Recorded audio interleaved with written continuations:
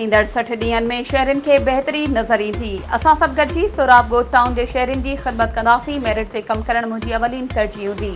कंहिंजी ज़ाती ख़्वाहिश पूरी नथा करे सघूं, अहिड़नि ख़्यालनि जो इज़हार सोराब ॻोठ टाउन जे चेयरमैन लाला अब्दुल रहीम सोराब ॻोठ टाउन जे 8 यूसियुनि जे चेयरमैननि, वाइस चेयरमैननि ऐं इलाइक़े जे सहाफ़ियुनि सां मुलाक़ात दौरान कयो।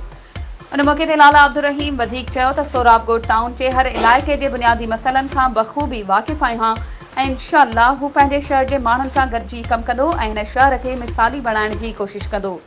हुन वधीक चयो त सोराब ॻोठ टाउन में तालीम सिहत जा मसइला आहिनि ऐं स्कूलनि जी हालत बहितर करण लाइ जल्द सूबाई वज़ीरनि खे ख़त लिखंदासीं। हुन वधीक चयो त लासी ॻोठी अस्पताल में आवाम खे बहितर सहूलत मुयसर नाहे, जंहिंजे लाइ जल्द हू सिहत जे सूबाई वज़ीर खे आगाह कंदो त जीअं सोराब ॻोठ टाउन जी आवाम खे बहितर इलाज फ़राहम थी सघे। उन मौक़े ते 8 यूसियुनि जा चेयरमैन, वाइस चेयरमैन ऐं मक़ामी सहाफ़ी पिणु मौजूदु हुआ। वधीक ख़बरुनि ऐं अपडेट्स जे लाइ असांजे चैनल खे सब्सक्राइब कयो ऐं हा, बेल आइकन खे प्रेस करणु न विसारिजो त जीअं असांजी हर नई अचण वारी वीडियो तव्हां ताईं पहुची सघे।